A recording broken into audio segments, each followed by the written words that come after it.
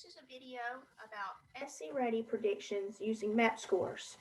During the summer of 2020, MAP completed its normal rescaling of normative data.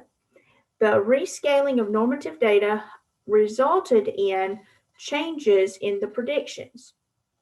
I wanted to take a few moments to kind of talk through a couple of the predictions and make sure everyone understands the data that's being presented through the South Carolina Alignment Study available on the NWEA website. The newest version was published on July 23rd of 2020. So let's take a look at the predictions. This first one, the chart is different than it has been in the past. In the past, they would separate and have three different charts for reading and three different charts for mathematics. Now they've condensed the reading into a fall, winter, spring chart. What you will notice here is that I'm going to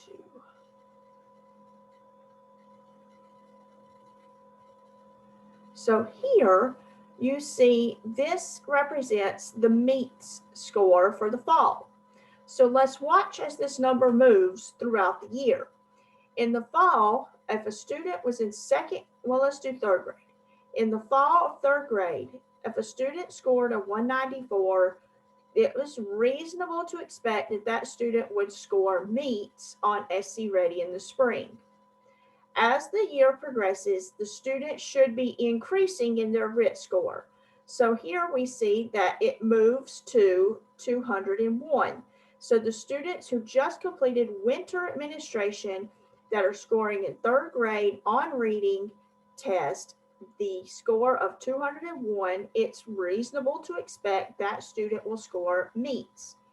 And by springtime, we would expect the student to be at the 204 range. And this is people oftentimes wonder, well, why did it move from 194 to 204? Remember, as the year progresses, the student should also be progressing with their RIT score. You'll notice that the percentiles don't move tremendous amounts. And so the percentiles are based off of where is the student at that moment taking the test. In the past, people have gotten very bogged down in this movement and which set of scores should they look at as we're moving through the school year. If you're wanting the most accurate prediction at that moment, of course, use the winter scores for the kids who have just tested. If you're wanting to think about spring projection only, then this should be your target. Now, when teachers only use spring as their target, then sometimes they can be very discouraged when the vast majority of their class fails to meet the projection for MEETS in the spring. And that's because, of course, the children have not made it to this point yet in instruction. So there's a caution that I must put out there in terms of how these scores should be used and interpreted. So this is the one for for reading. I will go back to mouse. And you can see how this breaks out across the grade levels. If we go to 8th grade, we see that it moves from 225 to 230 to 227 to 228. So let's go to math. We have the exact same thing happening in mathematics. Now, this is the part where people oftentimes get really bogged down because we've always talked about that 235 is a RIT score that shows the student is ready for Algebra 1. And so if you look at this, this is saying that a student in 6th grade should score 235 if they're going to score exceeds on SC Ready. Well, look at the percentile cut scores. You're talking about a student scoring in the 82nd percentile in order to project onto exceeds for SC Ready. That number is very, very high. And those numbers get even higher as we move towards the end of the grade. 5th grade is the highest, though, actually in winter with the 88th percentile. That is very high. So I would caution people to think about what are you using the data for at this moment?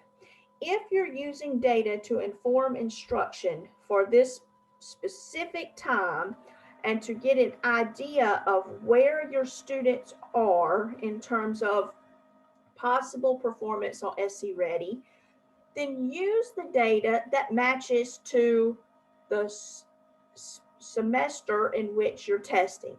If you're testing in the winter, then use winter.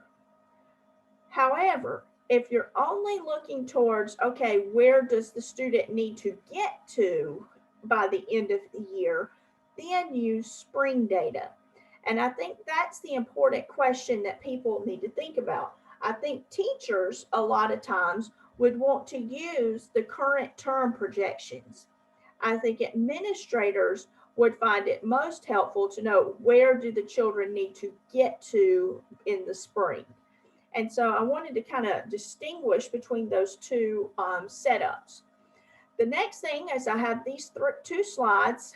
This slide's for grade 3, 4, 5, and it shows the cut scores based off of spring. And so now we could very likely go back and use this winter on our own to project, but sometimes people like having a nice little clean cut chart. So here's 3rd, 4th, 5th, and here's 6, 7, 8. And so when you notice, I put proficient because the state's definition of proficient is meets or exceeds.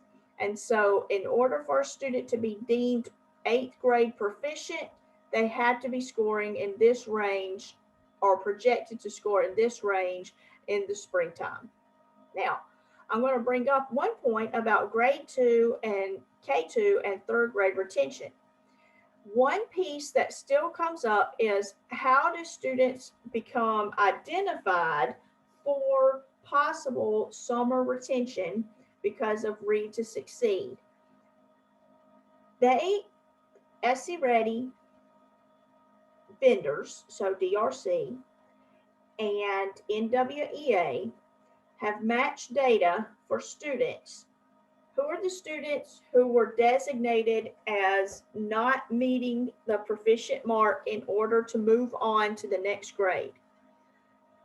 They have matched that to MAP scores, and they do a percentage of what's the likelihood. So what's the probability that a student is going to score this score and be identified on SC Ready for summer camp work?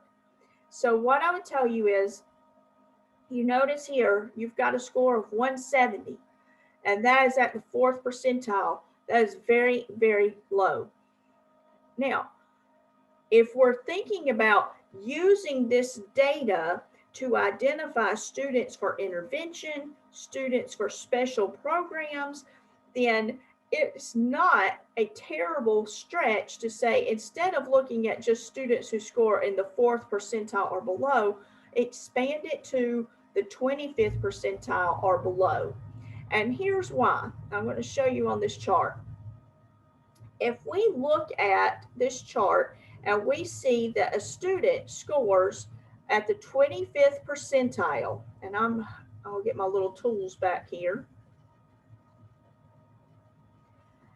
If a student scores in the 25th percentile, here we go, in the 25th percentile in the fall, that means the student scored at 175. And that also means that they have a 1% chance of scoring on that does not meet 1 category on SC Ready in the spring and being identified for summer reading camp. A 1% chance is still, I mean, that's more percent chance than we would want. So you'll notice that when you get to this chart, the only time you are getting below a 1% chance is if you're looking at the 15th percentile or lower. So if we take and apply that same knowledge to the winter, so our kids who just tested in 3rd grade, kids who have a score in the winter of 185 or lower, they have a less than 1% chance of scoring proficient on the test. So that means almost non-existent. And so this is why I said in the previous slide that if we think about looking at students who are scoring in the 25th percentile or lower, we would have a better chance of making sure we're identifying all the students who could possibly be identified in the spring as not meeting the benchmark. So I think this is it's a tough lesson to think about, and it's a lot of numbers and a lot of chances to study, and you can look at all the percentages. But I wanted to give this little discussion to you guys to think about as we're using data to inform our instruction. And that is the point of MAP. MAP is a formative assessment for our school district. That means we use this data to inform instruction and to help us know where we need to fine tune in order to help make sure our students are at maximum achievement. It is not about projecting onto a certain category. It is about seeing our students meet the growth that MAP says they should experience, and how are we ensuring they're meeting that growth. And that's an important thing for us to think about as we look at this MAP data that just is starting to roll in here from the winter. I hope you have a great day. If you have questions, don't hesitate to email me at Christy Sheely, Anderson1, and I will be glad to help you. Thank you.